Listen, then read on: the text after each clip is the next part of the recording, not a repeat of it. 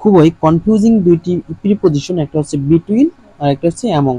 আমরা একটু দেখবো যে বিটুইন এবং অ্যামং কোনটি কোথায় ব্যবহৃত হয়। দেখো, বিটুইন হচ্ছে সাধারণত দুটি ব্যক্তি বা বস্তুর মধ্যে ব্যবহৃত হয়, দুটি ব্যক্তি বা বস্তু। আর অ্যামং হচ্ছে দুইয়ের অধিক ব্যক্তি বা বস্তুর মধ্যে ব্যবহৃত হয়, দুইয়ের অধিক।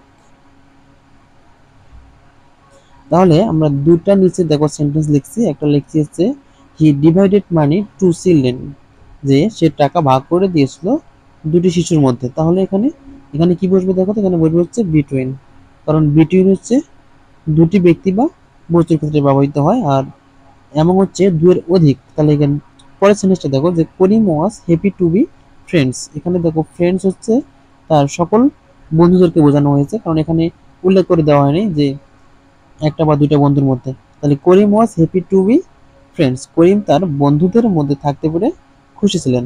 তাহলে এখানে কি হবে, এমন বসবে এখানে। তাহলে আমরা আবার একটু দেখি যে বিটুইন আর হচ্ছে এমং, বিটুইন বসবে দুটি ব্যক্তি বা বস্তুর ক্ষেত্রে, আর এমং হচ্ছে দুয়ের অধিক ব্যক্তি বা বস্তুর ক্ষেত্রে। He divided money between two children, এখানে টু মেনশন করে দেওয়া আছে যে দুটি বাচ্চার মধ্যে, দুটি চিলড্রেন মানে টু চিলড্রেন, তাহলে এখানে অবশ্যই বিটুইন বসবে। আর Karim was happy to be among friends, এখানে হচ্ছে দেখো ফ্রেন্ডস, এখানে ফ্রেন্ডস অনেকগুলো ফ্রেন্ডসকে বোঝানো হচ্ছে, এখানে উল্লেখ করে দেওয়া হয়নি যে তার একটা ফ্রেন্ড বা দুইটা ফ্রেন্ডস মধ্যে। তাহলে এখানে কি বসবে, এখানে বসবে হচ্ছে অ্যামং। তাহলে এই দুটি থেকে মেডিকেল সহ যে কোনো ভর্তি পরীক্ষায় প্রশ্ন আসার সম্ভাবনা অনেক বেশি। সো এই দুইটা একটু মাথায় রাখবো সবসময়, যে বিটুইন হচ্ছে দুটি ব্যক্তি বা বস্তুর ক্ষেত্রে ব্যবহৃত হয়, আর অ্যামং হচ্ছে দুইয়ের অধিক ব্যক্তি বা বস্তুর ক্ষেত্রে ব্যবহৃত হয়।